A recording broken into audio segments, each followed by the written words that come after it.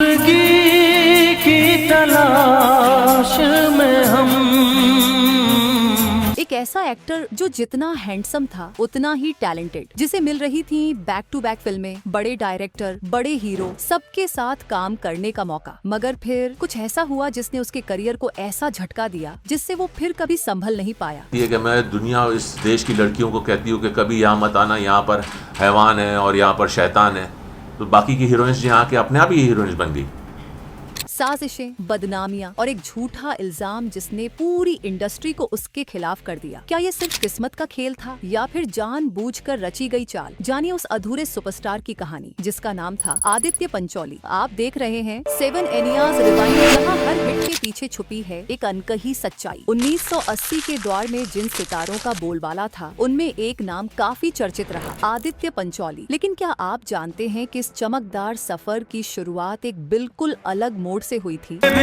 आँखों में अब वो प्यार नहीं। आदित्य का जन्म 12 सितंबर 1965 को मुंबई में हुआ था। उनका असली नाम निर्मल पंचोली था। उनके पापा राजन पंचोली और माँ अरुणा दोनों ही फिल्म इंडस्ट्री से ताल्लुक रखते थे। जाहिर था उन्हें उम्मीद थी कि उनका बेटा भी एक दिन रुपहले पर्दे पर नजर आएगा। मगर उस वक्त निर्मल यानी आदित्य के मन में कुछ और ही चल रहा था। बचपन में वो सेंट जोसेफ स्कूल बॉम्बे में पढ़ते थे और उनका सपना था नेवी ज्वाइन करने का। देश की सेवा करना चाहते थे। एक्टिंग की दुनिया तो उनके ख्वाबों में भी नहीं थी। लेकिन किस्मत ने जो लिखा था वो किसी ने नहीं सोचा था। हालात ऐसे बने कि आदित्य ने एक्टिंग की राह पकड़ ली और फिल्मों में कदम रखते ही उन्होंने अपना नाम आदित्य रख लिया। आज जब हम उन्हें बड़े पर्दे पर देखते हैं, शिवा के पास अपने बेगुनाह होने का सबूत है एसपी साहब, तो यकीन करना मुश्किल हो जाता है कि एक वक्त ऐसा भी था जब ये लड़का बॉलीवुड से दूर रहना चाहता था। मगर कहते हैं ना, कभी कभी मंजिल खुद इंसान को ढूंढ लेती है। कहते हैं कुछ लोग अपने लुक से ही लोगों का ध्यान खींच लेते हैं। आदित्य पंचोली ऐसे ही शख्स थे। बचपन से ही उनकी पर्सनैलिटी कमाल की थी और जैसे जैसे वो बड़े हो रहे थे उनका अंदाज और आकर्षण और भी निखरता जा रहा था। इतने हैंडसम कि जब भी कहीं निकलते लोग बस देखते ही रह जाते। करीब 19 से 20 साल की उम्र रही होगी। एक दिन वो ट्रेन से सफर कर रहे थे। साधारण सा दिन, लेकिन जिंदगी को एक नया मोड़ देने वाला। उसी डिब्बे में एक फिल्म डायरेक्टर भी मौजूद था। आदित्य की लंबी हाइट, दमदार लुक और आकर्षक चेहरा देखते ही वो फिल्म मेकर हैरान रह गया। उसने बिना देर किए आदित्य से सीधा सवाल दाग दिया, क्या तुम फिल्मों में काम करना चाहोगे? आदित्य ने भी बिना ज्यादा सोच विचार किए झट से हाँ कह दिया। बस फिर क्या था, उस डायरेक्टर ने उन्हें एक टेलीफिल्म में छोटा सा रोल दिला दिया। दुश्मनों ने तो दुश्मनी की है।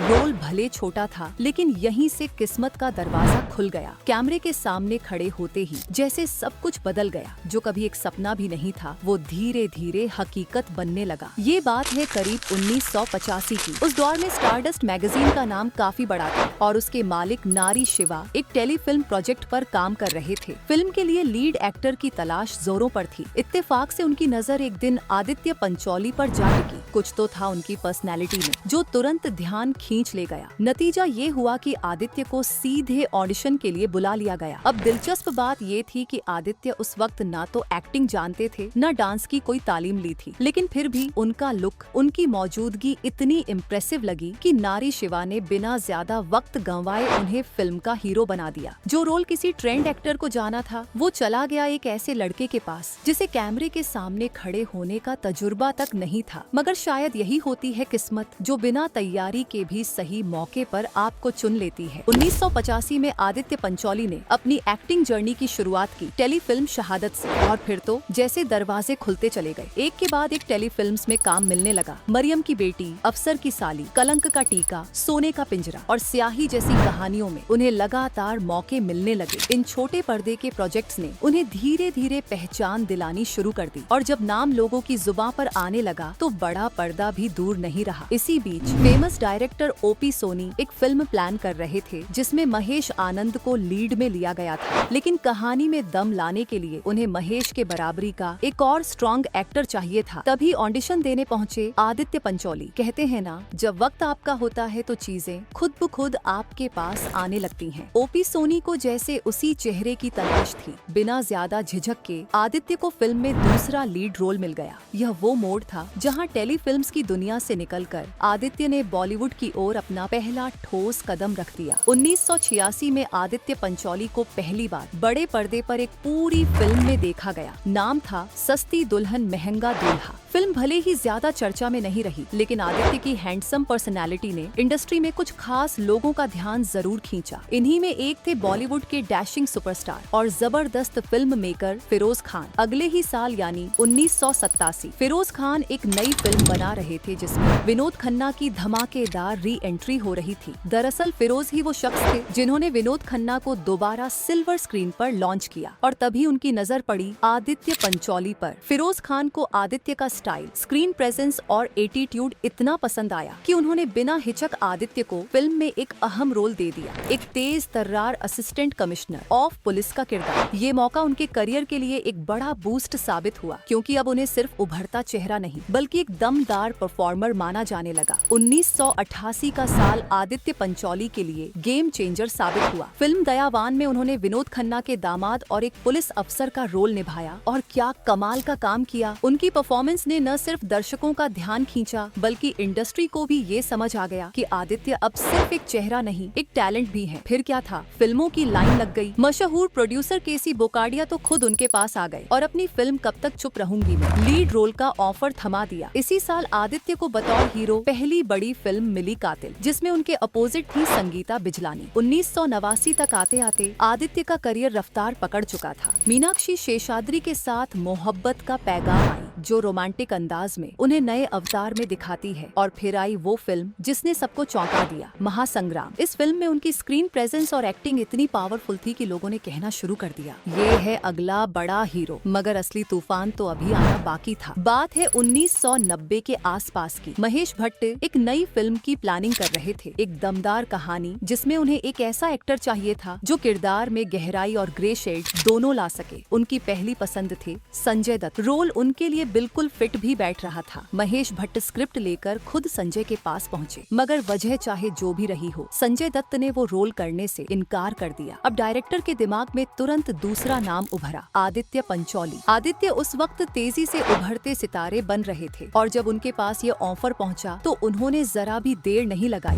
बिना किसी झिझक के उन्होंने फिल्म के लिए हाँ कह दिया। एक ऐसा रोल जो पहले किसी और के लिए लिखा गया था, अब आदित्य को मिला और ये साबित करने का मौका भी कि वो किसी भी बड़े स्टार से कम नहीं है। 1991 में एक फिल्म आई साथी और इसने जैसे बॉक्स ऑफिस पर तूफान ला दिया। फिल्म का हर गाना चार्ट बस्टर बना, स्टोरी में दम था, एक्टिंग शानदार और सबसे बढ़कर आदित्य पंचोली की परफॉर्मेंस ने सबका दिल जीत लिया। इस फिल्म ने उन्हें सीधे सीधे बड़े स्टार्स की लीग में पहुंचा दिया। अचानक से इंडस्ट्री में हर तरफ उनका नाम गूंजने लगा। कहा जाता है कि उस वक्त आदित्य के पास करीब 80 फिल्मों के ऑफर थे। सोचिए, हर दूसरा डायरेक्टर चाहता था कि उसकी फिल्म में लीड रोल आदित्य ही करे। लेकिन फिर ऐसा क्या हुआ, एक ऐसा वक्त भी आया जब उनका करियर जो रफ्तार पकड़ चुका था अचानक थम गया। जैसे कोई ब्रेक लग गया हो। वो स्टार जो बुलंदियों पर था वो अचानक गुमनामियों में खोता चला गया और इसके पीछे सिर्फ वक्त या किस्मत नहीं बल्कि एक बड़ी साजिश थी। क्या आप जानते हैं किसने और कैसे आदित्य पंचोली के करियर को गिराने की चाल चली? चलिए अब आपको उस पर्दे के पीछे की कहानी भी सुनाते हैं। जिस गिरावट की कहानी साथी के बाद शुरू हुई, उसकी जड़ें तो कई साल पहले 1986 में ही बोई जा चुकी थी। दरअसल उस वक्त एन चंद्रा एक पावरफुल स्क्रिप्ट पर काम कर रहे थे, एक ऐसी फिल्म जो इंडस्ट्री में टहलका मचाने वाली थी। और इस फिल्म के लिए उन्होंने अपने लीड एक्टर के तौर पर चुना था आदित्य पंचोली को। स्क्रिप्ट सुनते ही आदित्य का चेहरा खिल गया, क्योंकि ये वो मौका था जिसका वो सालों से इंतजार कर रहे थे। उन्होंने बिना देर किए फिल्म साइन कर ली। उन्हें लगने लगा था कि अब उनका समय आ गया है, बड़े पर्दे पर उनका बड़ा धमाका होने वाला है। लेकिन तभी एक ऐसा झटका लगा जिससे सब कुछ बदल गया। अचानक खबर आई कि आदित्य को फिल्म से हटा दिया गया है और उनकी जगह ले ली है अनिल कपूर ने। क्यों, कैसे? धीरे धीरे जो बातें सामने आई, उन्होंने आदित्य को भीतर से तोड़ दिया। कहा गया कि बोनी कपूर ने एन चंद्रा पर दबाव बनाया और अपने भाई अनिल के लिए वो रोल छीन लिया जो आदित्य को मिला था। और फिर 1988 में वही फिल्म तेजाब के नाम से रिलीज हुई, जो बॉक्स ऑफिस पर ब्लॉकबस्टर साबित हुई। अनिल कपूर उस फिल्म से रातों रात सुपरस्टार बन गए और वहीं आदित्य पंचोली पंचोली एक ऐसा हीरो बनकर रह गए जिसे एक जबरदस्त ब्रेक मिलते मिलते छिन गया। ये सिर्फ एक रोल नहीं था जो उनसे छीना गया, ये उनके करियर की दिशा बदल देने वाला मोड़ था। काश अगर वो साजिश न रची गई होती तो शायद तेजाब आदित्य पंचोली को भी उसी मुकाम पर पहुंचा देती जहां उस वक्त अनिल कपूर खड़े हुए थे। वो मौका था जिसने उन्हें टीम का सबसे चमकता सितारा बना सकता था, लेकिन किस्मत ने जैसे बार बार उनके साथ खेल खेला। शादी के बाद आदित्य की जिंदगी एक बार फिर पटरी पर लौटती दिखाई दी। उनका करियर फिर से रफ्तार पकड़ने लगा था, फिल्में मिलने लगी, फैंस बढ़ने लगे और ऐसा लग रहा था कि अब की बार सब ठीक हो जाएगा। मगर तभी एक और झटका, एक और साजिश ने उनकी मेहनत, उनकी इमेज और उनके सपनों पर फिर से पानी फेर दिया। ये साजिश पहले वाली से भी ज्यादा खतरनाक थी, क्योंकि अब निशाना सिर्फ उनका करियर नहीं बल्कि उनकी पर्सनल लाइफ और पब्लिक इमेज भी थी। क्या था वो दूसरा वार? किसने रचा ये नया खेल और क्यों बार बार आदित्य पंचोली को ही निशाना बनाया गया? चलिए अब आपको उस अगले बड़े मोड़ की कहानी सुनाते हैं। साल था करीब 1993। सुभाष घई, जो उस वक्त इंडस्ट्री के सबसे बड़े डायरेक्टर्स में गिने जाते थे, एक बड़ी फिल्म पर काम कर रहे थे, त्रिमूर्ति। इस फिल्म में जैकी श्रॉफ और शाहरुख खान जैसे दिग्गजों के साथ तीसरे लीड रोल के लिए उन्होंने चुना था आदित्य पंचोली को। सब कुछ तय हो चुका था, स्क्रिप्ट, रोल, डेट्स, यहाँ तक कि शूटिंग की तैयारी भी शुरू हो गई थी। लेकिन तभी एक बार फिर वही पुरानी परछाई लौट आई। बोनी कपूर ने पीछे से खेल रच दिया और सुभाष घई पर दबाव बनाकर आदित्य को उस फिल्म से बाहर करवा दिया। और फिर क्या, उनकी जगह सेट पर पहुंचे अनिल कपूर। फिल्म 1995 में रिलीज हुई और त्रिमूर्ति ने बॉक्स ऑफिस पर धमाल मचा दिया। तीनों एक्टर्स को जबरदस्त पहचान मिली, मगर उसमें आदित्य पंचोली का नाम नहीं था। इस बार आदित्य चुप नहीं रहे, उन्होंने बोनी कपूर को फोन पर खरी खरी सुनाई। लेकिन इससे हुआ ये कि दोनों के बीच की दरार अब खुली दुश्मनी में बदल गई। एक ऐसी कड़वाहट जो आज तक खत्म नहीं हुई। इतनी बार छल्ला जाना, बार बार पीछे हटाए जाना। आदित्य का करियर पहले ही डगमगाने लगा था और फिर आई वो खबर जो सब कुछ तहस नहस कर गई। अचानक मीडिया में उछला कि आदित्य पंचोली ने एक मशहूर एक्ट्रेस की नौकरानी के साथ रेप किया है। ये खबर जंगल की आग की तरह फैल गई और पूरे बॉलीवुड में हलचल मच गई। रिपोर्ट्स में कहा गया कि ये इल्जाम किसी और ने नहीं बल्कि उनकी करीबी महिला मित्र पूजा बेदी ने लगाया था, जिसके साथ कुछ वक्त पहले ही उनका रिश्ता टूट चुका था। मामला इतना बढ़ा कि आदित्य के खिलाफ कानूनी केस भी दर्ज हो गया और फिर जैसे इंडस्ट्री ने एक झटके में मुंह मोड़ लिया। जिन फिल्मों पर वो साइन कर चुके थे वो एक एक कर उनके हाथ से निकलने लगी।